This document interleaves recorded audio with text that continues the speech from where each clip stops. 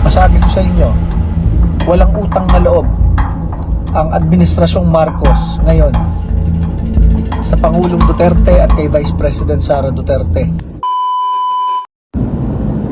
Hi, ito po si Chairman Ronald Cardema ng number 5 Duterte Youth Party List, and alam niyo, ngayon ay anibersaryo ng EDSA People Power Revolution, and ito ay isang paalala sa ating mga nakalimot, sa ating mga hindi inabutan, sa ating mga nabudol ng administrasyong Marcos na ating tinulungan makabalik sa bansa, di ba? Hindi natin naabutan yung EDSA People Power Revolution, and tayo ay naniwala na ang kasalanan ng ama ay hindi kasalanan ng anak. Dito natin na-realize na kahit ganun pa pala kalubha yung ama, meron pa palang mas malubha, di ba? So yung ama talagang bar top notcher, magaling makipagdebate, naging sundalo, and naging magaling na leader noong mga unang panahon niya, unang mga taon niya. Kaya nga noong 1965 ibinoto, noong 1969, 4 years lang kasi noon, ibinoto uli for the second term as President of the Philippines. And after noon, doon na nangyari ang mga abuso, 'di ba? Nag-martial law, and pinatagal ang kanilang paghawak sa kapangyarihan. Tayo na sa henerasyon natin, lalo na ako, sa UP kasi, nag-ROTC officer ako, Corps Commander ako sa UP. Senior namin yung mga general na yon. And syempre naniniwala tayo na maganda yung ginawa nila sa bansa, panlaban sa NPA. Ang hindi natin nakikita pala nun, nagpatagal lang talaga ng pagkakahawak sa ating gobyerno, di ba? Kumbaga hanggang ngayon naman nakailang presidente na, simula kay Marcos Sr. papunta ngayon Marcos Jr. Sino dyan ang tunay na dumurog sa 50 years na teroristang NPA? Masabi ko sa inyo, si Rodrigo Duterte. Mula 89 guerrilla fronts ng NPA pag-upo niya noong 2016, pag-alis niya 13 na lang na mahihina na. Inubos ni Rodrigo Duterte kasama ng AFP at PNP ang mga batalyon, ang mga balangay, company level, at mga pulutong, platoon level ng NPA. Ganon kagaling si Rodrigo Duterte. Maliban sa kanyang pagdurog sa NPA, syempre nilabanan niya ang mga durugista at kriminal na nambibiktima sa ordinaryong Pilipino. Kahit yung tanimbala na binibiktima, ang taga-gobyerno na yung mga nagtatanimbala, di ba, sa airport, nambibiktima ng mga ordinaryong Pilipino na magbabiyahe, OFW, tumigil yan July 1, 2016, dahil sinabi ng bagong Pangulong Rodrigo Duterte, kapag meron pang nagtanim ng bala dyan, ipapakain ko sa manager ng NAIA at sa mga security ng NAIA yung mga bala na yan. Simula nun tumigil yung tanimbala. Saan ka nakakita ng ganong may political will, di ba? Sasabihin ng ibang anti-Duterte, wala yan si Duterte, di ba? Kung ano sinasabi, Dutae, ganyan. Alam mo, natatawa na lang rin ako. Dahil talagang kahit ikumpara mo pa, kahit anong sabihin mo pa, lahat kayo ay nagbenepisyo dun sa nangyaring pagbabago na pwede kang maglakad sa gabi kasama ang iyong anak, ang iyong asawa, ang iyong pamilya, na ang mga kriminal at durugista nung panahon ni Pangulong Duterte natakot lumabas at mambiktima, di ba? Talagang makakalabas ka sa gabi dahil meron kang isang pangulo, isang commander-in-chief na kapag meron nangyaring isang krimen, isang pagpatay, isang panggagahasa, isang pagkidnap, nagwawala sa TV sa Malacanang yung ama ng sambayan ng Pilipino, yung commander-in-chief ng mga tropa ng gobyerno, galit na galit, minumura yung kriminal na nambibiktima ng ordinaryong Pilipino.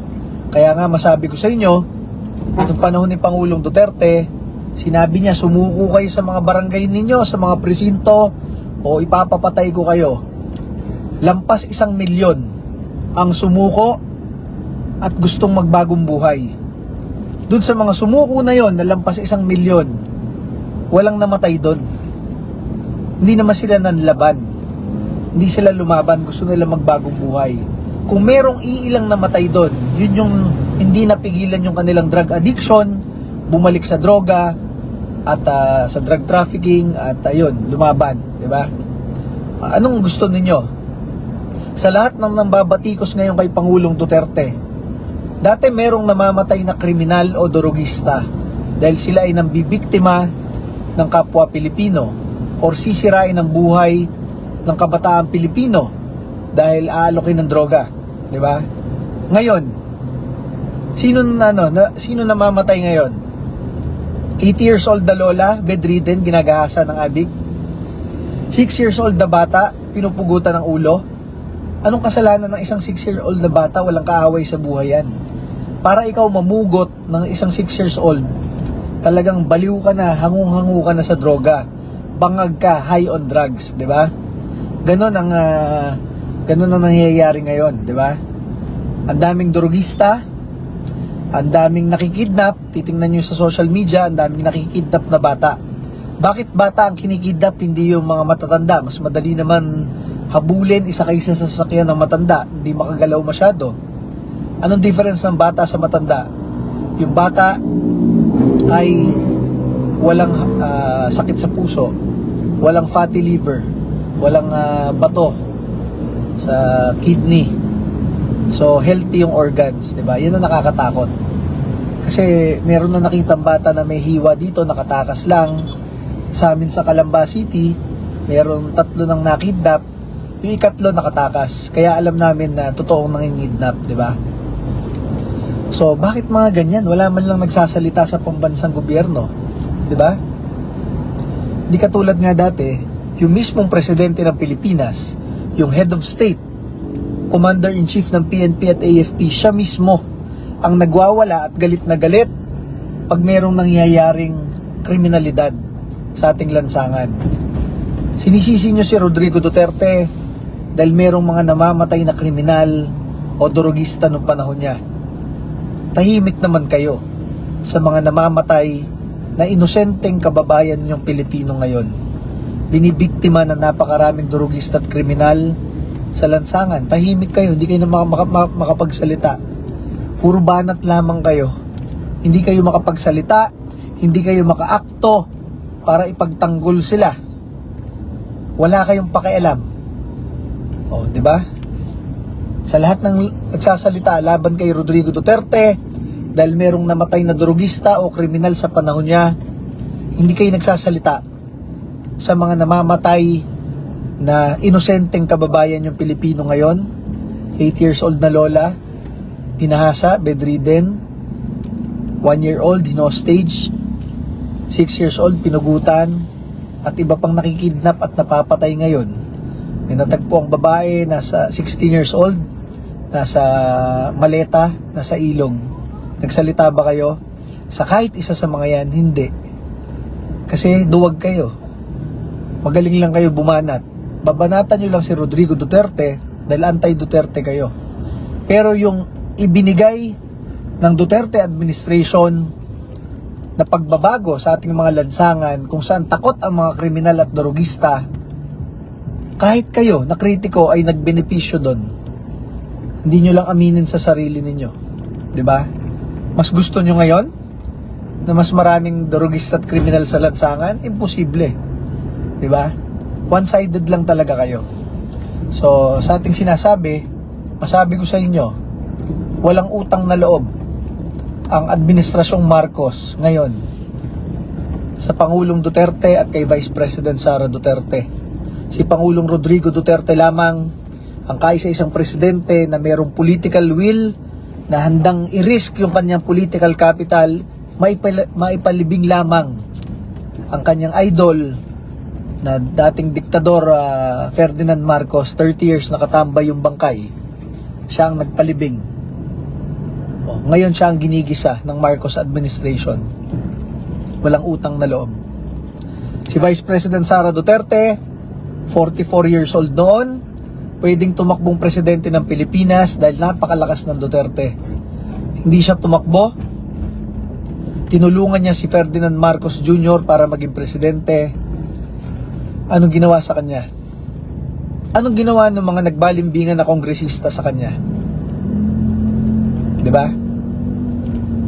Sa ating bansa, sa lipunang Pilipino, napaka-importante ng utang na loob.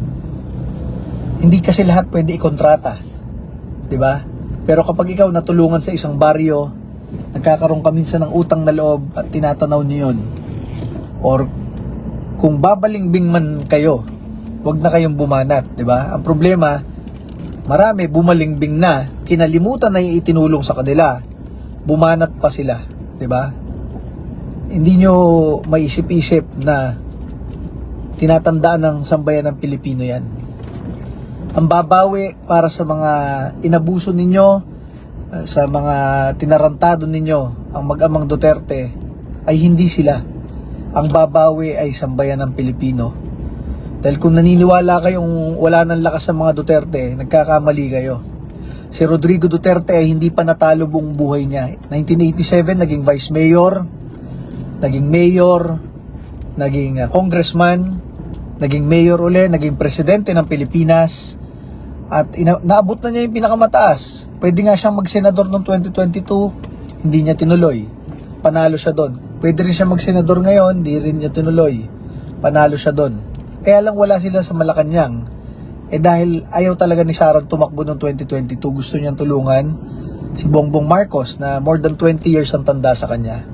Ganito yung ginawa sa kanila, di ba? So tatandaan ng mga Pilipino yung mga kawalang utang na loob na pinaggagawa sa mga Duterte. Ang taong bayan ang gagante. At ngayong panahon na ito, hindi na kailangan na isang people power revolution. Dahil ang taong bayan ay nasa social media, nagkakaroon ng sariling people power online revolution. Nag-uusap-usap, kung makita ninyo ang reaction ng taong bayan, talagang natatawa na lang sila sa mga announcement ng Malacanang at sa mga post ng gobyerno, di ba? So, muli po, ngayong araw na ito ay anibersaryo ng People Power Revolution. In this modern age, you do not need to gather anymore. Everybody is in social media, diba? You can have your own people power online revolution. Especially in this year, it is an election year. At ang kapangyarihan talaga ay nasa taong bayan. Kaya makita ninyo, ang mga kandidato ng administrasyon, kayang talunin yan. Na nagkakaisang sambayan ng Pilipino, na gagante at babawi sa mga pinaggagawa ninyo sa Pangulong Duterte at sa pangalawang Pangulo Sara Duterte. Dahil sila lamang ang mga naging leader ng bansa, pinagkakatiwalaan noong 2016, pinagkakatiwalaan noong 2022. Sila nakakuha ng pinakamalaking tiwala at boto ng sambayan ng Pilipino. Tinarantado nyo sila, at dahil lamang sa pirma ng ilang kongresista, i-impeach na.